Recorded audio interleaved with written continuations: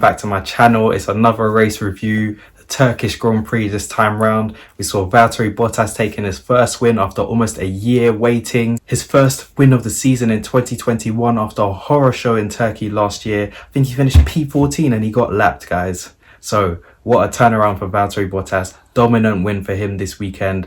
Led from start to finish apart from a few laps where Leclerc was leading the race before he pitted. But we saw Verstappen retake the championship lead. 6 points over his rival Lewis Hamilton after a 2 and 3 for Red Bull this weekend. We saw Ferrari showing great pace this weekend. McLaren, their main rivals for third place in the constructors battle, we saw them falter as Ferrari showed good pace, Carlos Sainz coming from the back. So without further ado, let's get into it.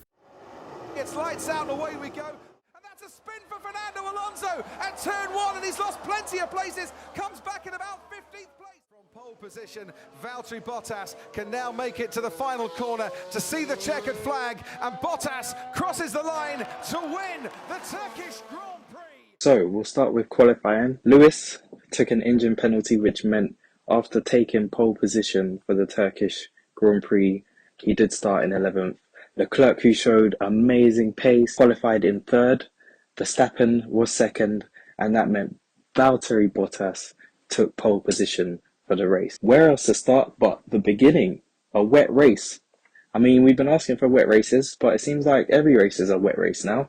I know we're heading to America, that, may be wet. We've had some wet races there before. Back to the beginning. Great start from Bottas. Alonso span. He got hit by Gasly, who did get sandwiched, and he got a penalty. I mean, I don't know about you guys, but I think that was a very, very harsh penalty. Alonso then went on to go and punt Mick Schumacher, who himself had a great Saturday, great qualifying. He got his Haas into Q2, which frankly I think is pretty amazing. Out qualifying his teammate by 2.9 seconds. So yeah, a great Saturday for Mick, but in the end his Sunday was ruined by the incident with Alonso. Alonso also did get a penalty for that.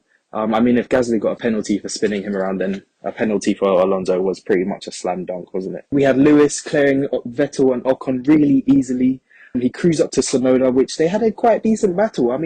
I thought Yuki Tsunoda would not stand a chance against Lewis Hamilton in his Mercedes. In the end, he did get passed by Lewis round the outside, which was a great move, showing that Lewis had so much more grip and confidence in the wet in his Mercedes. We had Carlos Sainz coming through the field. By lap 14, he was 11th after starting from the back of the grid. Some really good overtakes from Carlos Sainz, showing great pace. He did take the penalty, starting from 20th with the new upgraded power unit in the back of his Ferrari there. Starting alongside Daniel Ricciardo, who was also at the back after taking a new power unit. And he was pretty much nowhere. I don't know what was happening with the McLarens, but they just didn't seem to have the pace today. Daniel Ricciardo did try to do something different, pitting early for some new intermediates, but he didn't make much progress at all. I know all the drivers were getting updated with his progress, but unfortunately it didn't work out for Daniel Ricciardo this weekend. Lewis, after clearing Pierre Gasly and Yuki Tsunoda, cruised up to the back of Sergio Perez. This was an amazing battle, guys. I don't know what you guys are thinking, but I think that was exactly what Red Bull needed. It was what the fans wanted to see, and also Perez cutting across the pit entry was something. And then seeing the two of them go down the pit straight, almost side by side. Lewis better top speed in his Mercedes, but Sergio Perez managed to take the inside line there and stay ahead of Lewis Hamilton. Under braking, he gives the Red Bull a wide berth just in case. He knows that he can make this move stick in the next few corners. He pushes Sergio Perez almost into the pit lane entry. Perez is not going to give this. In 2022, the leaders pitted. Sebastian Vettel took a big gamble, big gamble, because the track was not drying. It looked like it might have been drying, but it actually was not drying out. Well, it dried out a little bit, but not enough for mediums. It carried on raining for a bit. We had Bottas and Verstappen, who was pretty much having a quiet race. He was managing the tyres pretty well. Him and Bottas at the front there. He didn't quite have the pace to respond to what Valtteri Bottas was doing. Norris pitted just a lap ago, and as the Red Bull guys get to work, that's perfect. Oh, that is sweet, isn't it, Crofty? That's absolutely brilliant stop. Compound tyre on as Bottas, the race. There were some great shots of the tyres of what they looked like when they came into pit, and some of them were, yeah, into slicks, I think is what we're calling it now. So Leclerc tried to go to the end. Some funny communication between his engineer that we heard on the team radio. It didn't quite work out for him. He was suffering quite a bit, and Bottas eventually did overtake him. Hamilton's coming in for a pit stop. Leclerc goes through, Perez goes through. I'm watching Gasly coming down the main straight now as Hamilton gets to the end of the pit lane, 80 kilometres an hour. Now he can get his foot down.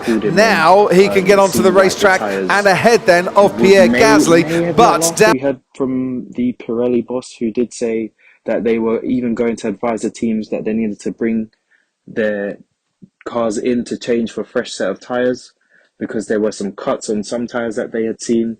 We saw an image of Ocon, who didn't pit at all, and he had a massive blister, and even he said on the radio that he would have probably had a tyre failure, noting he only did 57 laps as he got lapped. So yeah, but back to Lewis. I think it was the right decision from the team to call him in. You know, safety is paramount. You don't want to have a tyre failure and then maybe have a DNF and not score any points. So, you know, in the end, it was a damage limitation race. He did start from P11, so to finish P5 was not bad at all. So in the end then, we had Valtteri Bottas taking his first win of the season, and Max Verstappen and Sergio Perez making up the rest of the podium to score valuable points for the Red Bull team in the Constructors' battle.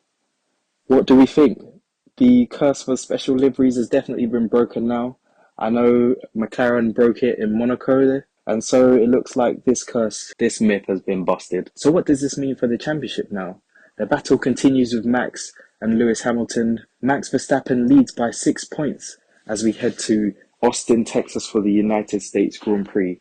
Another track where it seems like it may suit Red Bull with the tight, twisty beginnings, but then the long straights. I know Christian Horner was pretty worried about the top speed of the Mercedes. So we'll see. It's going to be a major factor for the rest of the season. An exciting battle.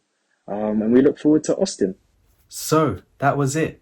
Let me know what you thought of this race in the comments. Not as good as Sochi last time round, but it was a wet race, a different kind of race this time round. Let me know what you thought of it in the comments down below. Don't forget to like, share, subscribe, and thank you for watching.